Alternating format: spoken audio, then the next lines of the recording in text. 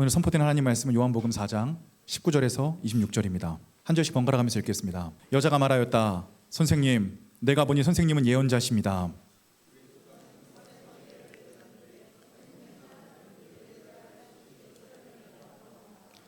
예수께서 말씀하셨다. 여자여, 내 말을 믿어라. 너희가 아버지께 이 산에서 예배를 드려야 한다거나 예루살렘에서 예배를 드려야 한다거나 하지 않을 때가 올 것이다.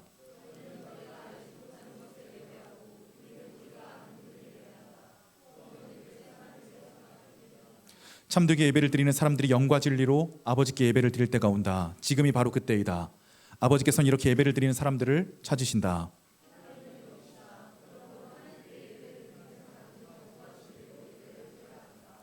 여자가 예수께 말했다. 나는 그리스도라고 하는 메시아가 오실 것을 압니다. 그가 오시면 우리에게 모든 것을 알려주실 것입니다. 예수께서 말씀하셨다. 너에게 말하고 있는 내가 그다. 아멘. 사도 요한은 요한복음 4장에서 사마리아 지역의 여자를 등장시키고 있습니다. 사마리아라고 하는 것은 이스라엘의 한 지역의 지명인데 이곳에 사는 사람들을 가리켜서 사마리아인이다 이렇게 불렀습니다. 요즘 여러분들이 열왕기상 큐티 하시잖아요. 다 하실 거라고 믿고 솔로몬 때에 이스라엘이 남유다와 북이스라엘로 분단되게 되는데 마치 우리나라가 남북으로 분단된 것처럼 같은 상황이 수백 년간 이어지게 되었습니다. 그래서 정통성을 주장하던 남유다 사람들은 북이스라엘 사람들을 굉장히 천하게 여겼고 때로는 차별하기도 했습니다. 그 이후에 BC 721년에 북이스라엘이 먼저 아시리아에 의해서 멸망하게 됩니다. 그래서 북이스라엘을 아시리아가 차지한 상태에서 남유다와의 대치를 계속하게 되죠. 그렇게 수백 년이 지나는 동안 북이스라엘에 있던 사마리아 지역에는 아시리아 사람들이 거주하게 됐고 아시리아 사람들과 유대인들이 혼합하여서 혼혈인들을 양성을 하게 되었습니다. 이 혼혈된 사람들을 우리는 사마리아인들이라고 불립니다. 그러니까 우리나라도 경상도와 전라도가 우리 어른 세대에는 굉장히 큰 지역 갈등으로 오래도록 지나지 않았습니까? 남유다와 북이스라엘도 수백 년간 계속되는 지역 갈등이 심화된 상태에서 먼저 북이스라엘이 아시리아에 멸망되고 아시리아 사람들과 북이스라엘 사람들이 혼합되어서 혼혈아들이 태어나기 시작하니까 이 지역 갈등 플러스 이 유대 민족들이 자기들 민족 우월주의가 굉장히 강합니다. 그러다 보니까 저 혼혈된 사람들은 더러운 사람들이다. 이런 관점들이 형성이 되게 된 거죠. 우리나라도 임진왜란과 병자호란 때 여성들이 외국으로 잡혀가서 다시 포로가 풀려났을 때 수많은 사대부 양반들이 포로로 끌려간 자기 와이프와 공식적으로 이혼할 수 있도록 해달라고 상소를 올렸다는 것 여러분들 많이 아실 겁니다. 그래서 한간에는 환향녀, 외국에서 포로로 끌려갔다가 국내로 다시 돌아온 환향을 한 여자들을 가리켜서 환양년이라고 부르면서 그들을 차별하기도 했고 우리나라도 이제 6.25 때 외국 군인들이 우리나라에 들어오게 되면서 우리나라 사람들과 함께 결혼을 해서 혼혈아들이 태어나게 되는데 60년대 50년대 우리나라 사람들도 그 사람들을 튀기라고 하면서 얼마나 많은 차별과 편견을 가하지 않았습니까? 그 중에 한 명이 유명한 가수인 인순이 씨 같은 분이잖아요. 현대에도 이렇게 차별과 이런 핍박이 큰데 2600, 700년 전에는 그것이 오죽했겠습니까? 그래서 사마리아인들은 역사적으로 지역적으로 분단된 그 지역 갈등 플러스 외국인과 함께 외국인과의 사이에서 태어난 혼혈 민족이라는 이유로 유대인으로부터 굉장히 큰 차별을 받았고 사마리아인들은 사마리아 마을 밖으로 나갈 수도 없었고 심지어는 유대인들과 대화할 수도 없었고 예배를 같이 드릴 수도 없었고 고립된 생활을 해야만 했습니다. 유대인들은 사마리아인의 마을에 들어가는 것을 굉장히 불명예스럽고 치욕하고 부정적인 것들로 여겼고 아무도 사마리아인의 마을에 들어가지 않았습니다. 그런데 마침 예수 그리스도께서 사마리아인의 마을로 들어가십니다. 그 사마리아 땅에서 낮 12시에 한 사마리아 여자가 우물물을 뜨러 옵니다. 보통 중동 사람들은 낮 12시에는 굉장히 덥기 때문에 아무도 일을 하거나 우물물을 뜨러 가지 않습니다. 그런데 이 사마리아 여자가 낮 12시에 우물물을 뜨러 왔다는 이유는 이 사마리아 여인의 삶에 무언가 부끄러운 치명적인 이유가 있었다는 것을 뜻합니다. 예수 그리스도께서는 그 치명적인 사마리아 여인의 약점을 알고 이렇게 물어보셨습니다. 나에게 물을 줘라. 사마리아 여인이 저에게는 제가 마실 물밖에 없습니다 라고 얘기를 했더니 내가 너에게 이제는 물 들어오지 않을 만큼 충분한 물을 제공하겠다. 사마리아 여인이 제발 그 물을 주셔서 내가 다시는 난 12시에 물을 들어오지 않을 수 있도록, 즉 이 지역사회에서 차별을 받지 않을 수 있도록 도와주십시오. 그랬더니 예수께서 이렇게 얘기합니다. 그 물은 먹는 물이 아니라 내 속에 영생하는 물이다. 너에게는 많은 문제가 있다. 사마리아 여인이 깜짝 놀라서 나에게 문제가 많은 것을 어떻게 아셨습니까?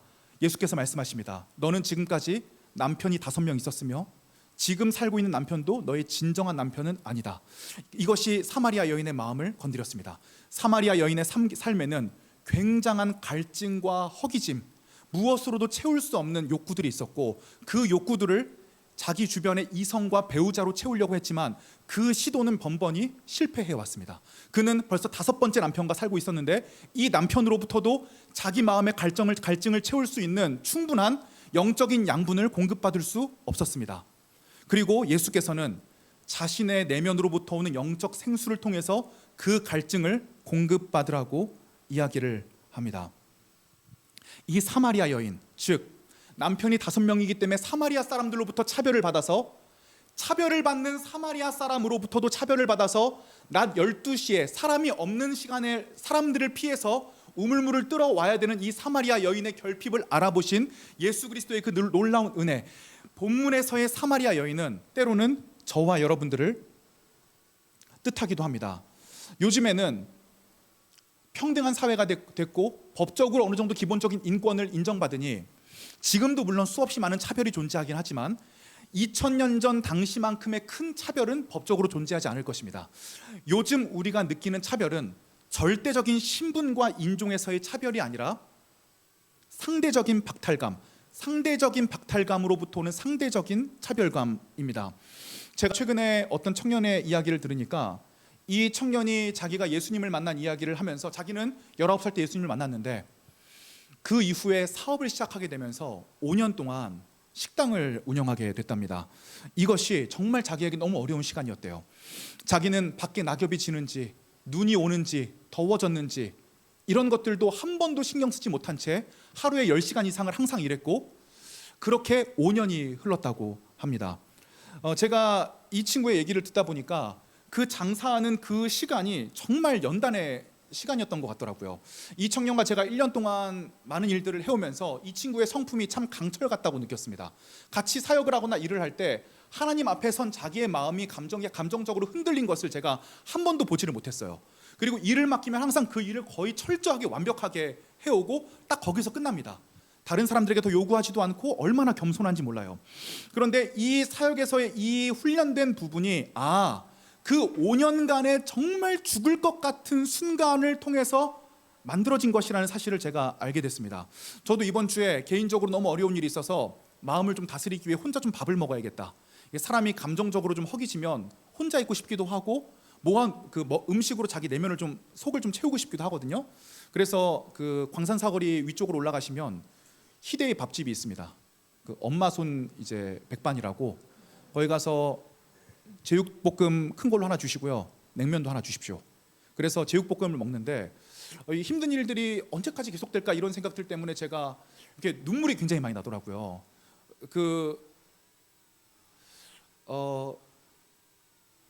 저도 이제 하고 싶은 것도 많았고 되고 싶은 것도 많았는데 정신없이 삶에 쫓겨서 제 삶에 순종해서 살다 보니까 어느덧 이제 곧 40을 바라본 나이가 된 것이 때로는 굉장히 억울하기도 하고 이 삶을 언제까지 계속해야 되는지도 참 그것이 궁금하기도 하고 참 비참하기도 해서 제가 제육볶음을 먹으면서 이렇게 눈물이 좀 많이 났습니다.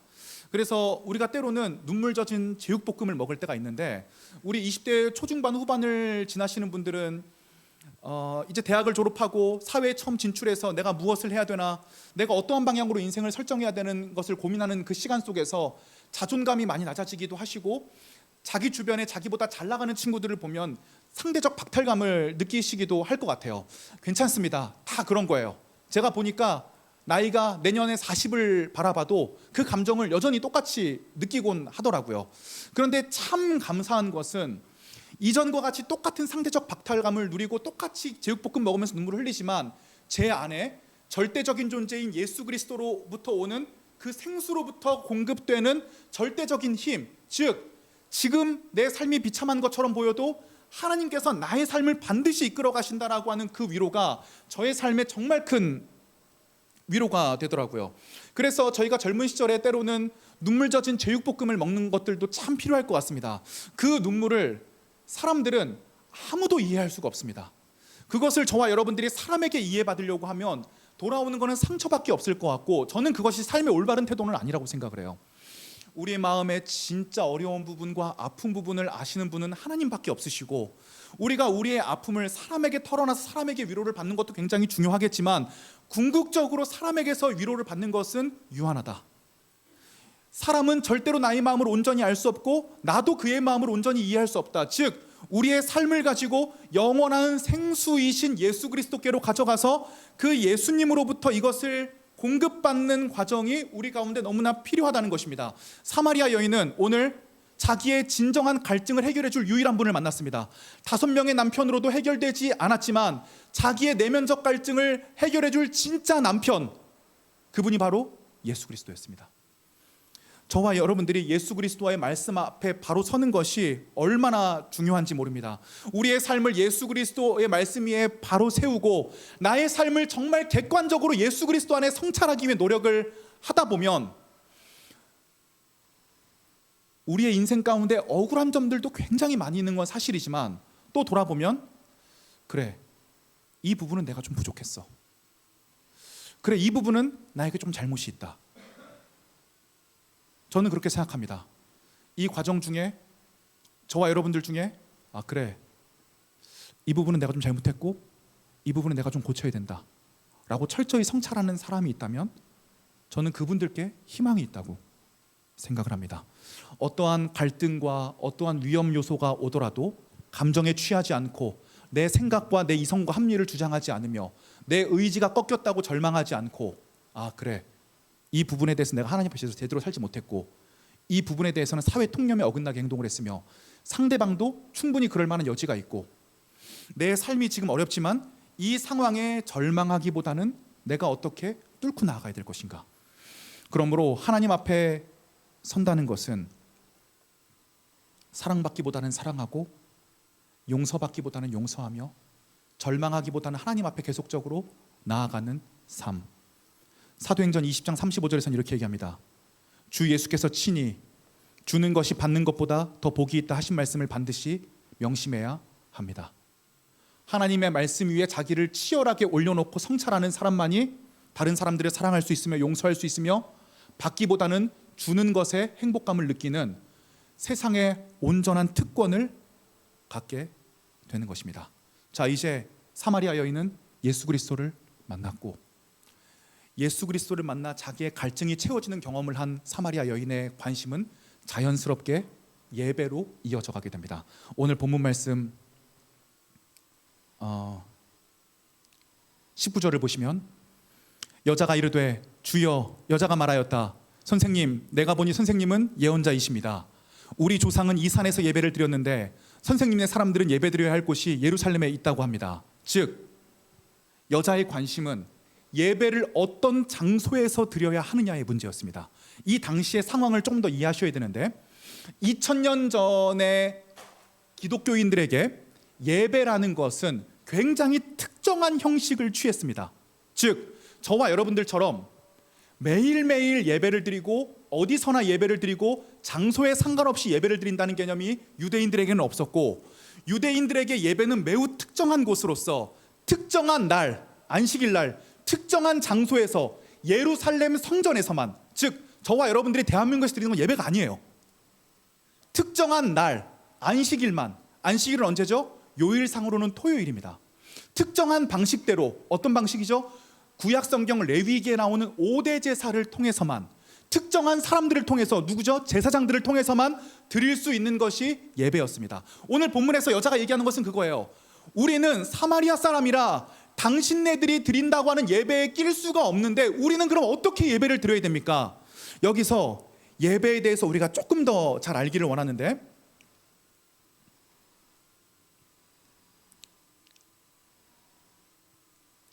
한국 교회에서 예배를 표현하는 용어가 예배, 딱 한 글자밖에, 한 단어밖에 없어요.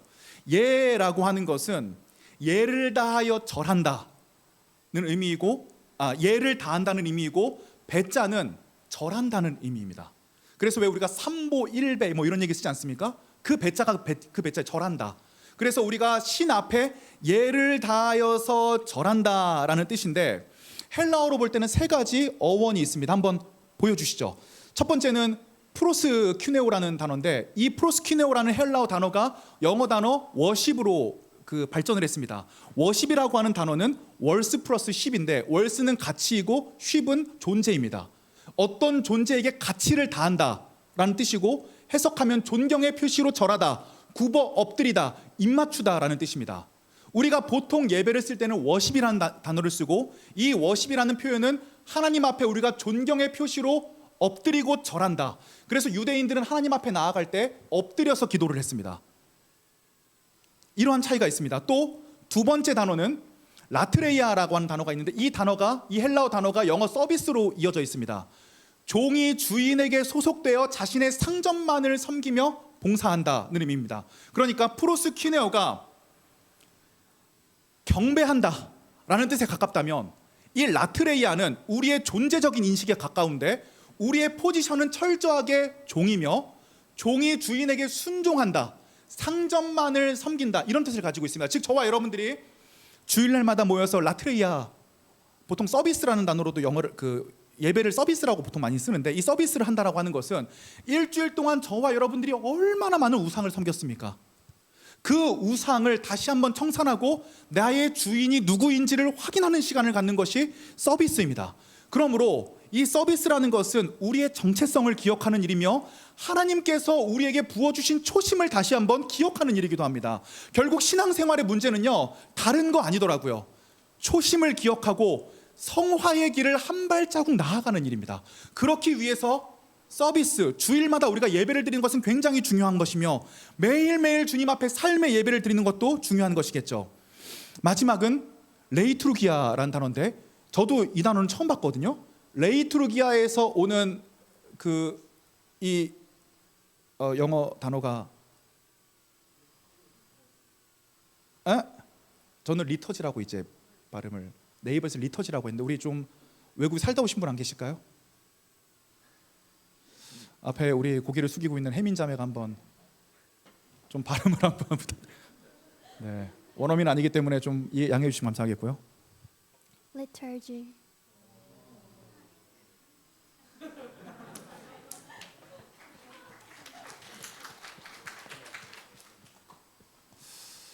한 분만 더. 우리 호주에서 유학 생활을 마치신, 하지 마요. 감사합니다. 제가 무서워하는 자매여가지고 네, 가다가 죄송합니다. 무서운 사람이 너무 많아.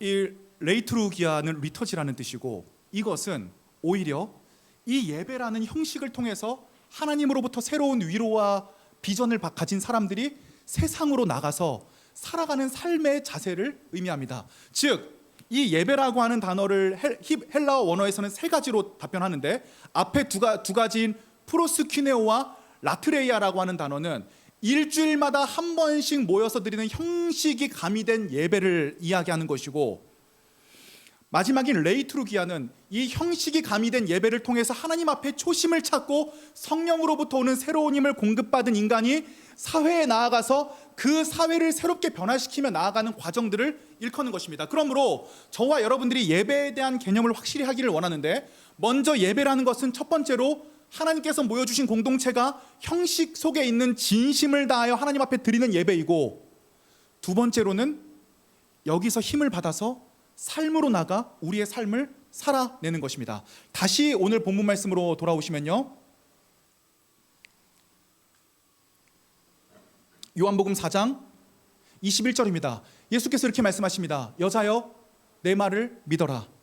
너희가 아버지께 이 산에서 예배를 드려야 한다거나 예루살렘에서 예배를 드려야 한다거나 하지 않을 때가 올 것이다. 즉 이제 구약에서의 개념인 특정함이라는 예배의 개념이 무너지고 새로운 원래적인 예배의 개념이 탄생한다는 얘기입니다. 22절에 보면 너희는 너희가 알지 못하는 것을 예배하고 우리는 우리가 아는 분을 예배한다. 구원은 유대 사람들에게서 나기 때문에, 다음 절 다 같이 읽겠습니다. 시작. 참되게 예배를 드리는 사람들이 영과 진리로 아버지께 예배를 드릴 때가 온다. 지금이 바로 그때이다. 아버지께서는 이렇게 예배를 드리는 사람들을 24절도 계속 읽겠습니다.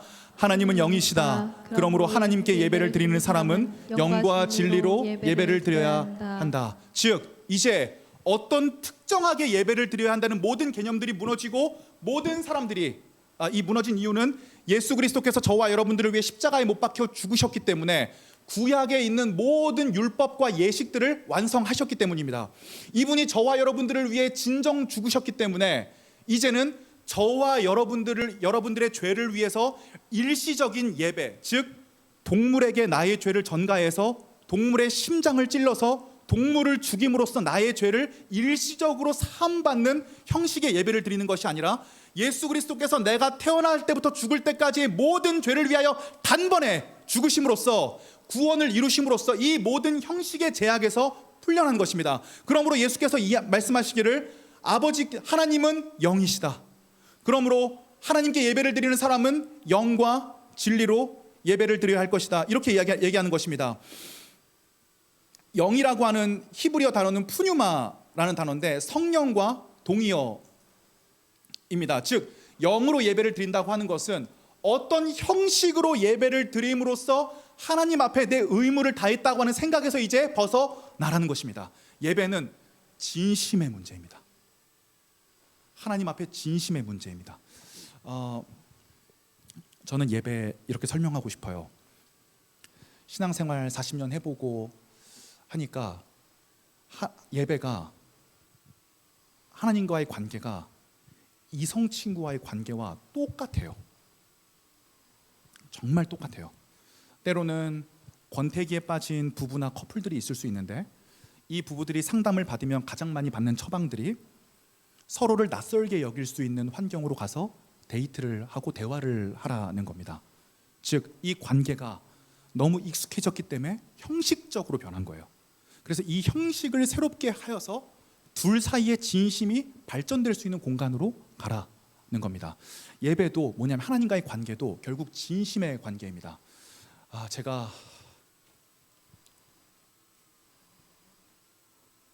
롱타임스 어고 8년 전 신학대학원 다닐 때 옆반에 알던 누님이 갑자기 저를 찾아오더니 종찬아 소개시켜주고 싶은 사람이 있어.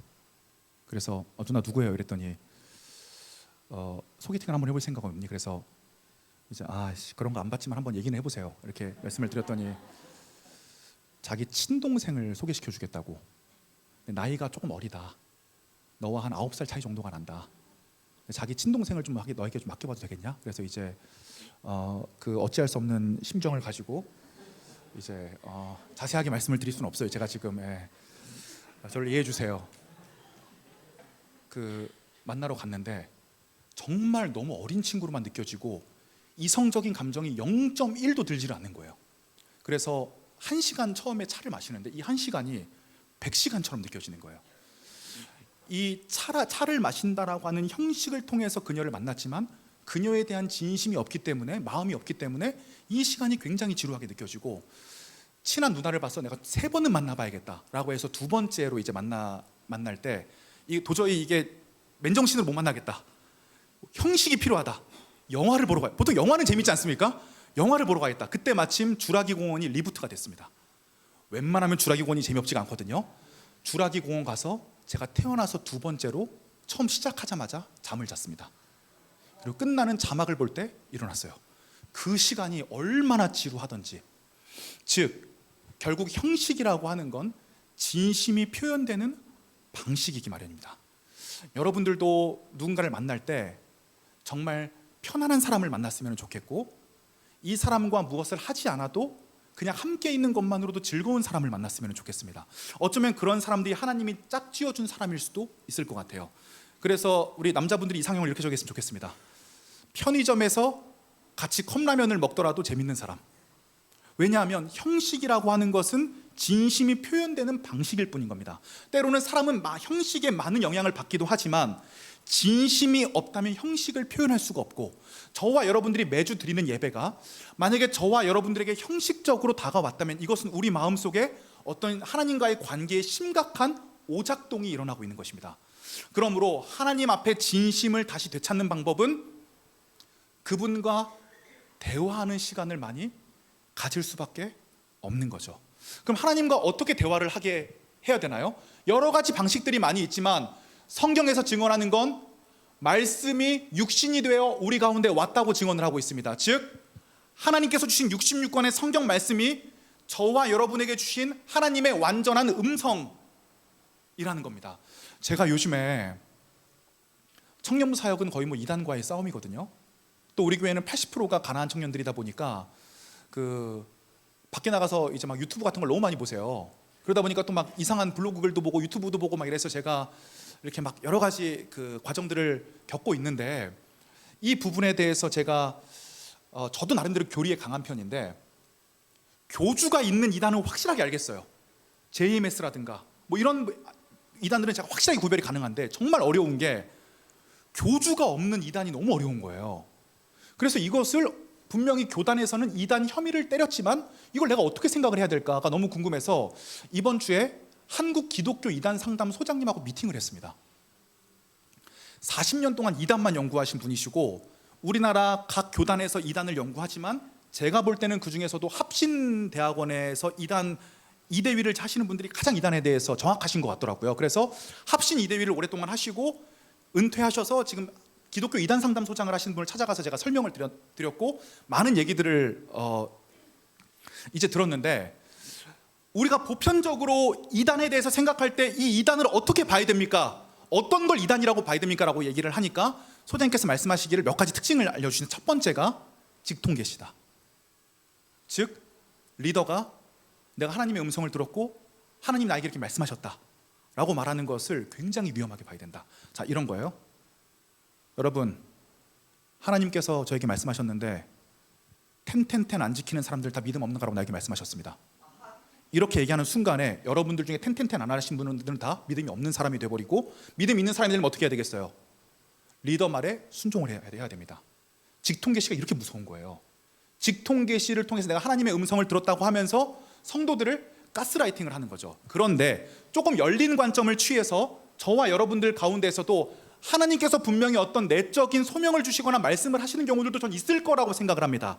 하지만 하나님께서 분명히 저와 여러분께 말씀을 하셨다면 그것은 성경의 권위 아래에 통제가 돼야 되고 성경에서 말하는 바를 벗어나지 말아야 됩니다. 그래서 기독교 장로회 교단 중에 아주 보수적인 교단 중에서는 이미 66권 성경 말씀을 통해서 모두 말씀을 하셨고 직통계시는 끝났다고까지 신학적으로 이야기를 하는 교단들도 있습니다. 왜냐하면 너무 이단들이 많은 거예요. 내가 하나님 음성 들었어.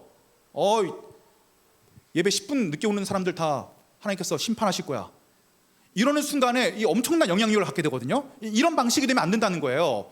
그렇기 때문에 성경 말씀은 무엇이냐면 하나님께서 우리에게 주신 완전 무모한 말씀으로 우리가 믿는다면 하나님께서는 분명히 나의 삶의 문제에 대해서 성경을 통해서 말씀하실 것이다. 하나님의 이야기를 듣는 가장 좋은 방법은 성경을 읽는 것이다 라고 하는 결론이 나옵니다. 또 성경을 통해서 하나님의 이야기를 들었다면 나도 하나님께 이야기를 해야 되는데, 내가 하나님께 이야기하는 과정을 성경에서는 기도라고 이야기합니다.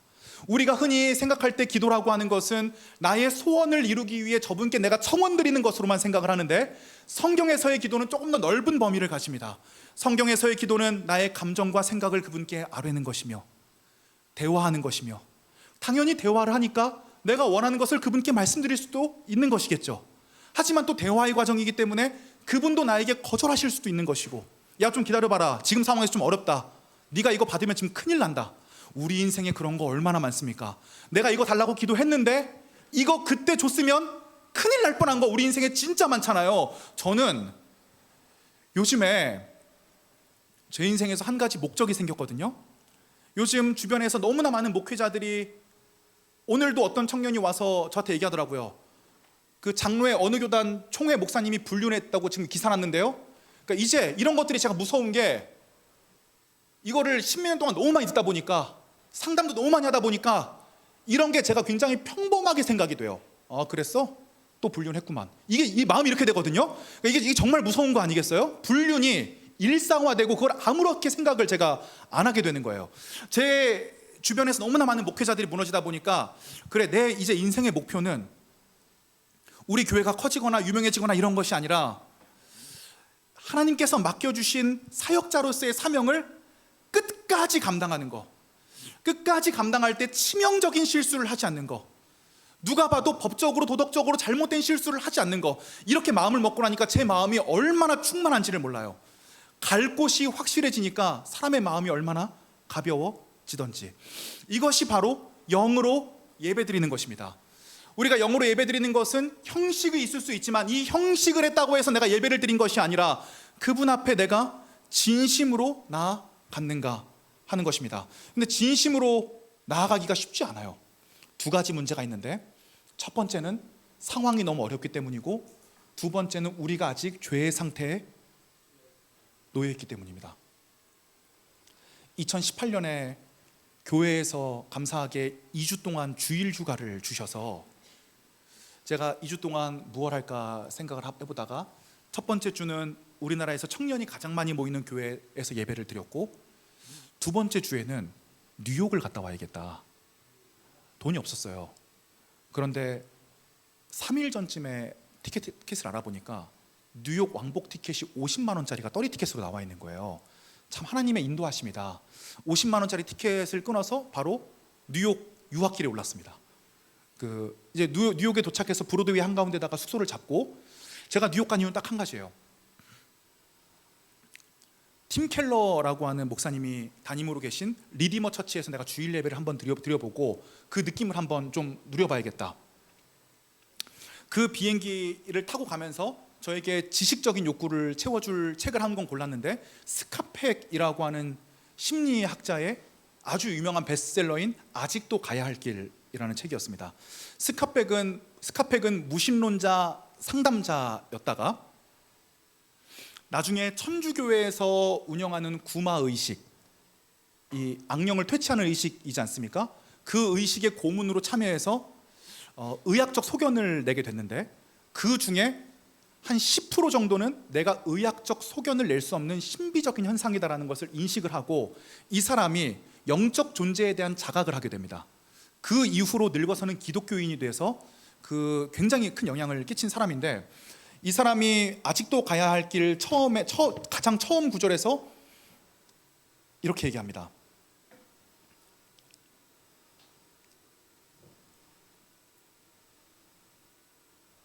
잘 들어주세요. 삶은 고해다. 이것은 위대한 진리다. 다시 한번, 삶은 고해다. 고통의 바다다. 이것은 위대한 진리다. 스카펙에 따르면 수많은 사람들이 정신병을 앓는 이유는 21페이지에 이런 얘기가 나와요.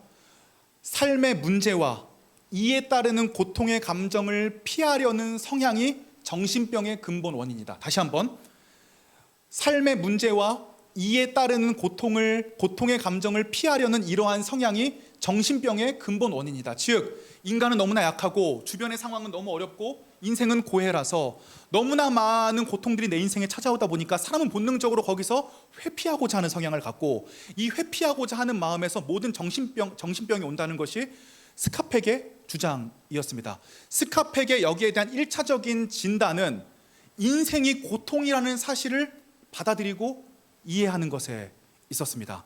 저도 이와 동일한 감정들을 많이 느끼는데요. 제가 요즘에 종종 이런 생각들을 많이 합니다. 10년 전으로 돌아갔으면 좋겠다. 근데 10년 전으로 돌아가니까 29살이나 되더라고요. 10년 전은 안 되겠다. 자, 군대를 갔다 온 게 몇 살이지? 23살. 16년 전으로 돌아갔으면 좋겠다. 군대를 전역해서 내가 만약에 23살로 다시 대학으로 돌아갈 수 있다면 사업을 한번 시작해보고 싶다. 리어카를 끌든 보부상을 하든 인터넷 쇼핑몰을 열든 죽이 되든 밥이 되든 한번 돈을 모아서 사업을 시작하고 압구정에서 반지 합방을 살든 옥탑방을 살든 10명이 모여 살든 한번 강남에서 살아보고 싶다. 그래서 얼마 전에 제가 압구정을 건너가다가 우리 청년 중에 압구정 살았던 청년이 있거든요. 그 자매에게 연락을 했습니다. 누구누구야, 압구정에서의 살았던 삶은 어떻니? 그랬더니 답장이 또 바로 왔어요.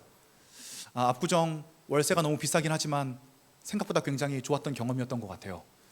그런 생각들을 많이 하는데 저도 한번 돌아보는 거예요. 내가 이런 생각들을 요즘 왜 많이 할까?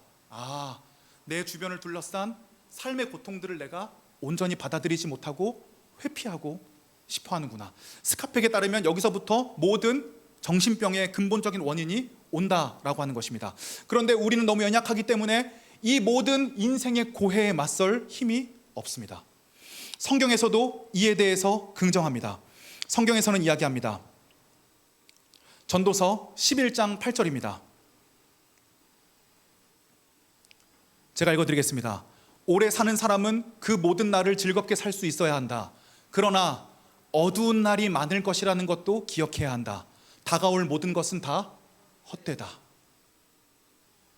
그러므로 전도서 12장에서는 너는 청년의 때에 너의 창조주이신 여호와를 기억하라.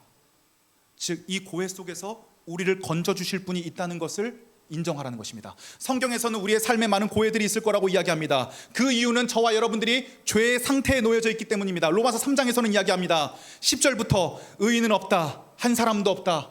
깨닫는 사람도 없고 하나님을 찾는 사람도 없다. 모두가 곁길로 빠져서 쓸모가 없게 되었다. 선한 일을 하는 사람은 없다. 한 사람도 없다. 그들의 목구멍은 열린 무덤이다. 혀는 사람을 속인다. 입술에는 독사의 독이 있다. 입에는 저주와 독설이 가득 찼다. 발은 피를 흘리는 일에 빠르며 그들이 가는 일에는 파멸과 비참함이 있다. 그들은 평화의 길을 알지 못한다. 그들의 눈에는 하나님을 두려워하는 빛이 없다. 마틴 로이드 존스에 따르면 저와 여러분들의 인생에 두 가지 커다란 비극이 있다고 합니다. 첫 번째로는 현대 과학의 진화론적 사조에 따라서 저와 여러분들을 너무 동물적으로 본다는 겁니다. 즉 우리는 우연히 태어난 존재이며 동물의 한 가지에 불과하며 우리의 인생에는 절대적인 의지가 없다. 이것이 죄의 상태에 빠진 하나의 갈래입니다. 마틴 로이드 존스는 두 번째도 이야기합니다. 두 번째 인간이 빠진 비극은 그럼에도 불구하고 인간의 수준을 너무 높게 평가한다는 것이다. 그들은 그들의 삶이 완전할 것이라는 희망을 품고 있으며 그들이 만든 사회가 완전하게 돌아갈 것이라는 희망을 품고 있으며 전혀 불가능한 것을 꿈꾸며 계속적으로 바라는 것에서 그들의 삶의 문제점이 온다라는 것입니다. 왜 우리는 너무 우리 스스로를 동물적으로 생각하기도 하며 왜 우리를 너무 고평가하기도 하는 것일까요? 성경에서는 이야기합니다. 저와 여러분들이 스스로 죄의 상태에 빠져 있기 때문입니다. 그런 저와 여러분들을 예수 그리스도께서 찾아오십니다. 로마서 3장 23절에서는 이렇게 얘기합니다. 모든 사람이 죄를 범하였습니다. 그래서 사람은 하나님의 영광에 못 미치는 처지에 놓여 있습니다. 그러나 사람은 그리스도 예수 안에서 얻는 구원으로 말미암아 하나님의 은혜로 값없이 의롭다는 선고를 받습니다. 사마리아 여인의 예배의 시작은 여기서부터였습니다.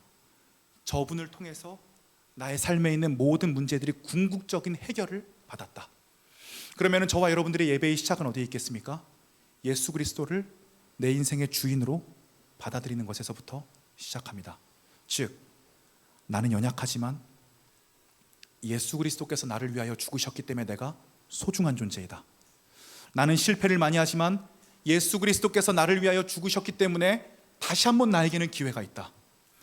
나의 삶은 온갖 물질과 성과 권력에 대한 우상으로 점철되어 있지만 예수 그리스도께서 나를 위해 죽으셨다는 사실을 받아들인다면 내가 그 안에서 중심을 유지할 수 있다.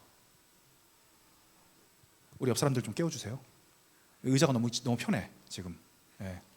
의자 너무 편해요. 이거 3개월만 연장하고 지금 옮길 거예요, 딴 데로. 의자 편해가지고 이게 다 거의 자세가 이 자세로 다음 주부터 예배 들어올 때 마음을 단단히 먹고 나오세요. 만약에 저와 여러분들이 대통령 집무실로 초청을 받았다고 생각을 합시다. 그러면은 우리가 마음의 상태가 어떨까요? 그렇죠. 긴장되고 경외함을 느끼겠죠. 하나님께서 예배를 통해서 저와 여러분들에게 원하시는 마음가짐은 그겁니다. 이 예배를 사람의 형식으로 보지 말고 영과 진리 속으로 들어오라는 것입니다. 만약에 대통령 미팅이 내일 잡혀 있다면 저는 며칠 전부터 스케줄 관리를 할 겁니다. 컨디션을 조절할 것입니다. 그런데 우리가 우주의 신에게 경배를 드리고 워십 행위와 서비스 행위를 하면서도 불구하고 이것을 단순히 오늘 피곤해 가서 자야겠다. 오늘은 좀 온라인 예배로 드려볼까? 그러니까 온라인 예배가 나쁘다는 잘못됐다는 얘기가 아니라 우리의 마음의 진심이 어디에 있는지를 오늘 본문을 통해서 한번 살펴보자는 겁니다. 예배의 요소에는 3가지가 있는데 지금 시간이 없어서 설명만 드리고 마무리를 해야 됩니다. 나에게 주어진 시간이 많지 않다. 첫 번째는 찬양이고 두 번째 요소는 말씀입니다. 골로새서 3장 16절을 보여주십시오. 그리스도의 말씀이 여러분 가운데 풍성히 살아있게 하십시오. 성화의 과정 속에서 노력하라는 겁니다. 말씀에 붙들려 있을 수 있도록 최선을 다해라. 온갖 지혜로 서로 가르치고 권고하십시오. 감사한 마음으로 시와 찬미와 신령한 노래로 여러분의 하나님께 마음을 다하여 찬양하십시오. 즉 우리의 기본적인 이슈는 이거예요. 내가 좋아하는 설교자가 설교하면 내가 좀 들어보고, 내가 싫어하는 설교자가 나오면 난 듣지 않겠다. 또 내가 오늘 마음이 동하면 한번 들어보고 마음이 피곤하면 듣지 않겠다. 이거 올바른 예배의 자세 아니라는 거예요. 어찌됐건 사람을 통하여 선언되지만 그 안에 하나님의 신적인 요소가 있음을 우리가 인정하고 하나님 앞에 나아가자는 겁니다. 어떤 분들 그럴 수 있어요. 오늘 찬양팀 좀 틀리네. 오늘 좀 보컬이 좀 은혜가 안 되네. 귀 거슬려. 그럴 수 있어요. 그렇게 예배하지 말라는 겁니다. 감사한 마음으로 시와 찬미와 신령한 노래로 여러분의 하나님께 마음을 다하여 찬양하십시오. 물론 찬양팀도 정말 사람들에게 거슬리지 않는 찬양을 할 수 있도록 노력을 해야 되고, 우리도 음악을 들으러 온 게 아니지 않습니까? 음악의 수준에 나의 예배가 영향받아서야 되겠습니까? 그래서 저는 그런 생각도 해요. 이 악기도 한 번씩 빼봐야겠다, 하나씩. 이게 드럼 있으면 신나게 찬양하고 드럼 없으면 신나게 찬양을 못 해야 되는 겁니까? 물론 그것이 우리의 감정을 만져줄 수는 있지만 우리가 그것에 의지해서 하나님께 어떻게 올바른 예배를 드릴 수 있겠습니까? 저희 청년부분들 아실 거예요. 옛날에 제가 다 빼고 피아노로만 예배를 드린 적도 있어요. 만약에 우리가 성령 앞에 정말 예배를 드릴 수 있다면 피아노 반주 한 대로도 우리가 은혜롭게 찬양할 수 있어야 되는 거 아닙니까? 옛날에는 제 찬양 들으시면서 예배 드렸잖아요. 지금 얼마나 진짜 제 찬양 부를 때도 얼마나 많은 에피소드들이 있는지 모릅니다. 시간이 없으니까. 또 설교자가 자신의 마음에 맞는 설교를 하더라도, 그렇지 않은 설교를 하더라도 성경대로 저 사람이 얘기를 한다면 저 사람의 말에 한번 귀를 기울여 주셔야 되는 거 아닐까요?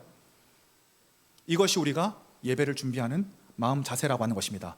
이거는 다음 주와 다다음 주에 각각 제가 한 번 더 설교를 할 겁니다. 마지막으로 우리의 예물을 하나님 앞에 드리는 부분입니다.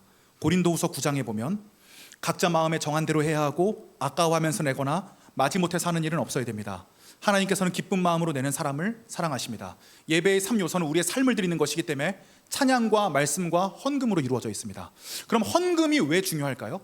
돈을 내는 행위가 중요한 게 아닙니다. 성경에서는 분명히 예수님께서 두 렙돈 내는 과부를 보시면서 저 과부가 가장 많은 헌금을 냈다고 말씀하십니다. 두 렙돈이면 지금으로 치면 한 2,000원 정도의 헌금입니다.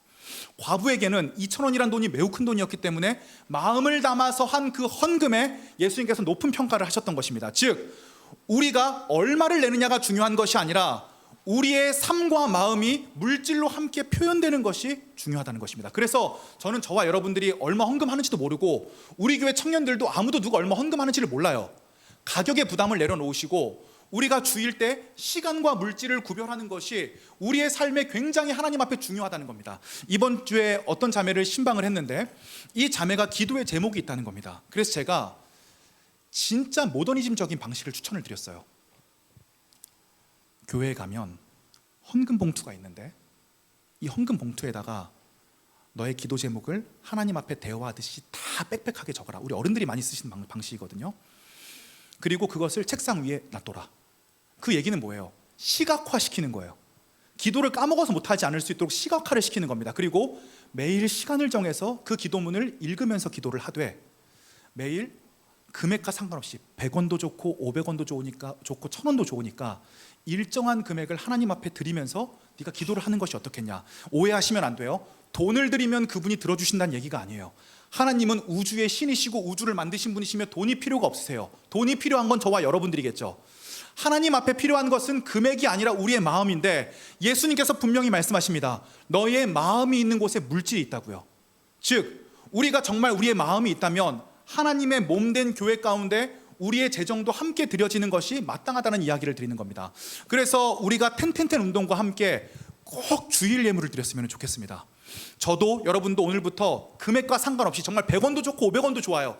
그런 것과 상관없이 그 과정들을 통해서 하나님 앞에 나의 마음을 쏟고 그분을 경외하고 경배하는 과정으로 나아가자는 이야기입니다. 헌금 이야기에서 불편하신 분들이 계시다면 죄송하게 생각합니다. 제가 다른 교회 가서는 헌금 설교를 진짜 잘하거든요. 우리 교회에서는 제가 좀 못해요. 여러분께 부담을 드리고 돈 내라는 소리로 드릴까 봐. 예배의 3요소는 말씀과 기도와 우리의 마음을 쏟는 예물이 함께 하나님 앞에 드려지는 것입니다. 말씀을 마무리하려고 합니다. 로마서 12장 1절을 보여주시면 이렇게 이야기합니다.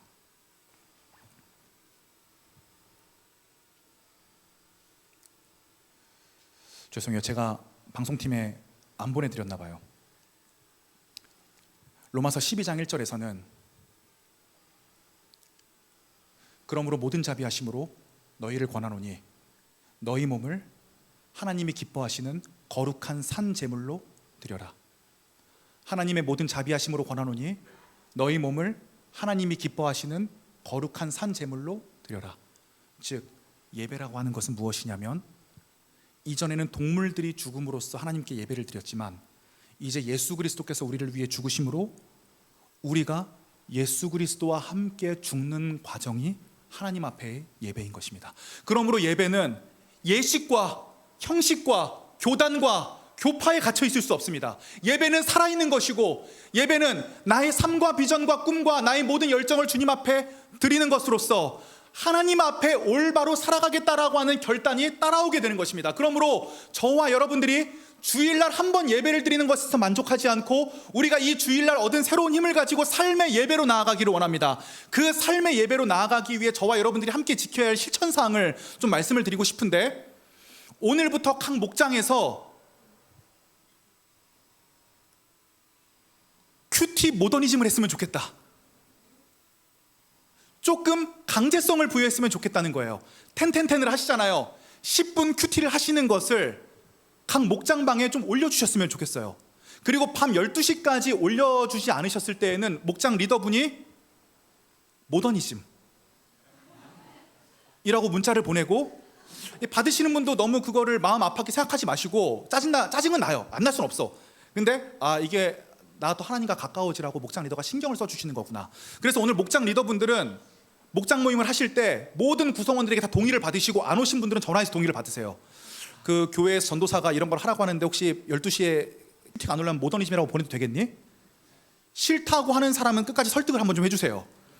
그래서 우리가 10분 큐티한 거, 또 일동 목장은 오늘 성경 읽고 좀 느낀 점이 있다면 한두 줄 정도 함께 목장방에 올리면서 하루에 일정한 시간이라도 우리가 함께 공동체로 하나님 앞에 예배드리고 나를 반성하는 시간을 갖는 겁니다.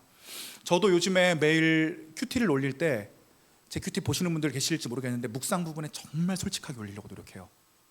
말씀이 정말 나의 감정과 삶을 관통해서 이 안에 심겨져서 내가 이 말씀 속에서 변화했으면 좋겠다라고 하는 저의 갈망도 그 안에 담겨져 있습니다.